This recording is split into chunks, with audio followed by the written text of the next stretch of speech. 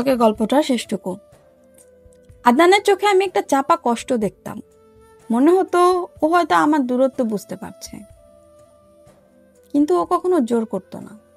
আমি শুধু চুপচাপ নিজের মতো পাশে থাকতাম, সেও আমার পাশে থাকতো, এতটুকুই। একদিন দুপুরে আমি অসুস্থ হয়ে পড়লাম, জ্বর এসেছে, খুব মাথা ঘুরছে। শুয়েছিলাম, হঠাৎ দেখি আদনান রান্নাঘরে ঢুকেছে। সে রান্না করতে জানতো না, তবুও মায়ের কাছ থেকে জেনে নিয়ে স্যুপ রান্না করেছে।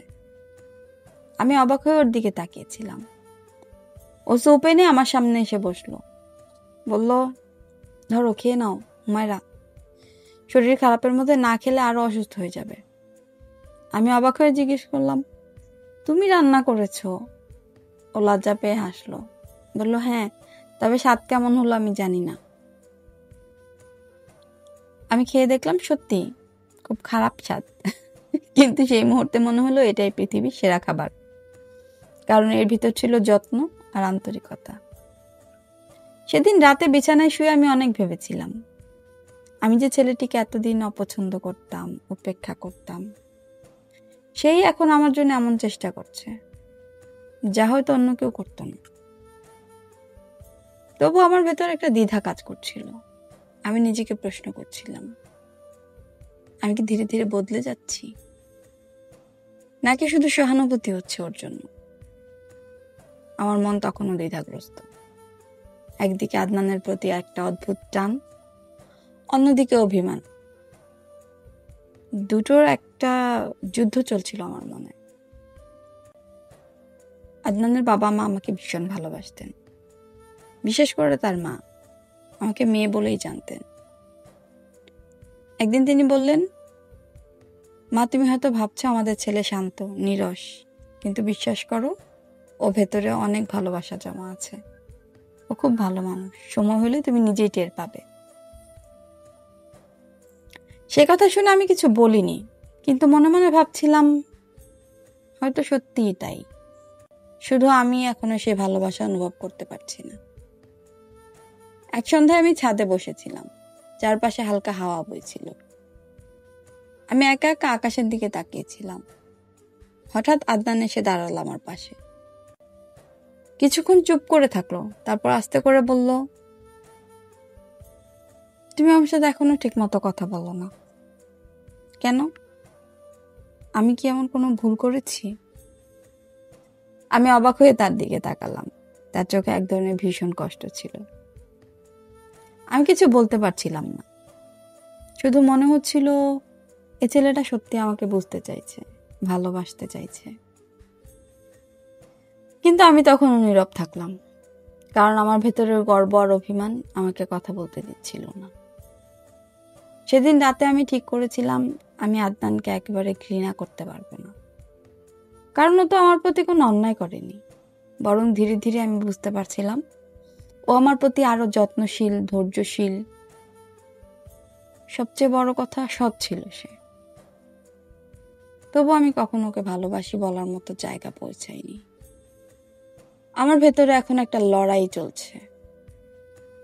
তবে আমি জানতাম না খুব অল্প সময়ের মধ্যে এমন কিছু ঘটবে যা আমার দৃষ্টিভঙ্গি একেবারে বদলে দেবে। আর তখন আমি হয়তো নিজেই স্বীকার করব, হ্যাঁ, আমি এই মানুষটাকে ভালোবেসে ফেলেছি। এভাবে এগোতে থাকলো আমার আর আদনানের সম্পর্কের দ্বিতীয় অধ্যায়, অপছন্দের বাঁধনের ভেতর থেকে জন্ম নিতে থাকা এক নতুন অনুভূতির গল্প। আমার আর আদনানের সম্পর্ক ধীরে ধীরে বদলে যাচ্ছিল।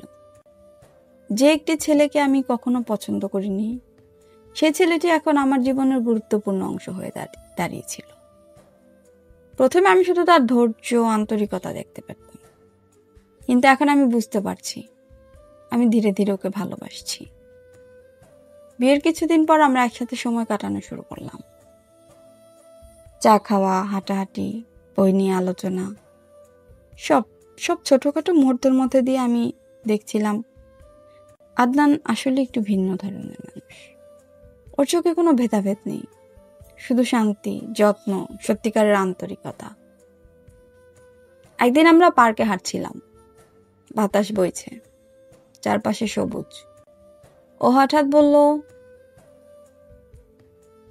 হুমায়রা, তুমি কি জানো, তুমি হাসলে আমার দিনটা সুন্দর হয়ে যায়। আমি অবাক হয়ে তার দিকে তাকালাম। আমার মুখটা বোধহয় লাল হয়ে গিয়েছিল। ভেতরে ভেতরে মনে হলো, হ্যাঁ, আমি হয়তো ওকে ভালোবাসতে শুরু করেছি। আমি তখনও ভেবে পাচ্ছিলাম না এই অনুভূতি কবে আমার থেকে স্বীকারযোগ্য হয়ে উঠল। আমার হৃদয় তখনও ভয় পাচ্ছিল। ভয় যে এই ভালোবাসা কি সত্যি হতে পারে। আদনানও ধীরে ধীরে আমার দিকে মনোযোগ দিতে শুরু করলো। প্রতিদিন ছোট ছোট খোঁজ খবর নিত, আমি কেমন আছি জানতে চাইতো। শুরুতে আমি অস্বস্তি বোধ করতাম, কিন্তু ধীরে ধীরে আমার মনে হলো ওর উপস্থিতি আমাকে স্বাচ্ছন্দ্য দেয়। একদিন সন্ধ্যায় আমি ঘরে বসে বই পড়ছিলাম। আদনান এসে বসলো আমার পাশে, চুপচাপ। তার হাত আমার হাতের কাছে রাখলো। আমি প্রথমবার হঠাৎ চোখ মেললাম, তার দিকে তাকালাম। ওর চোখে সততা, উষ্ণতা এবং ভালোবাসার ঝলক। সেই রাতে আমি বুঝতে পারলাম আমার ভেতরে জন্ম নিয়েছে এক নতুন অনুভূতি, ভালোবাসা। আদনানের বাবা মা আমাদের সম্পর্ক বুঝতে পারতেন। একদিন তার মা বললেন, হুমায়রা, আমি বুঝতে পারছি তোমরা একে অপরকে বুঝতে শিখছো। এটা খুব ভালো, খুব সুন্দর। আমি চুপচাপ মাথা নাড়ে বললাম, জি মা, ধন্যবাদ। মনে মনে ভাবছিলাম হয়তো সত্যি ধীরে ধীরে আমাদের সম্পর্ক শক্তিশালী হয়ে উঠবে।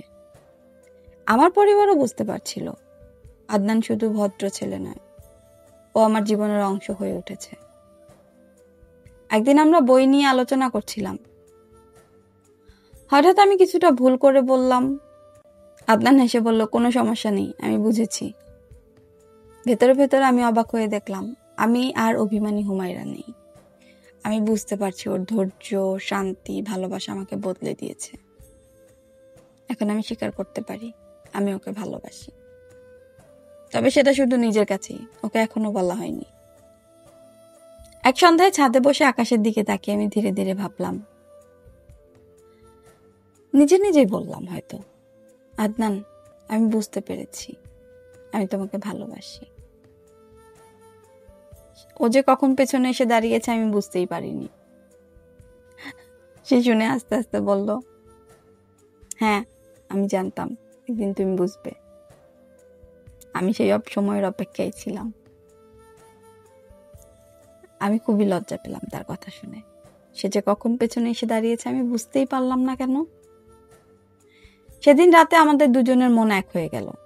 অপছন্দের বাঁধনে বাঁধা সম্পর্কের ভেতর থেকে জন্ম নিল সত্যিকারের ভালোবাসা। আমাদের গল্প সেই থেকে আর আগের মতো ছিল না।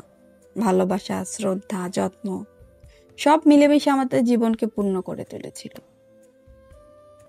এভাবেই শেষ হলো আমার জীবনের সেই অধ্যায়, যেখানে প্রথমে অপছন্দ ছিল কিন্তু শেষ পর্যন্ত জন্ম নিল ভালোবাসা। অপছন্দের বাঁধনে বাঁধা দুজন মানুষ ধীরে ধীরে একে অপরকে ভালোবেসে শেষ পর্যন্ত মিলিত হলো। এটাই আমাদের গল্প।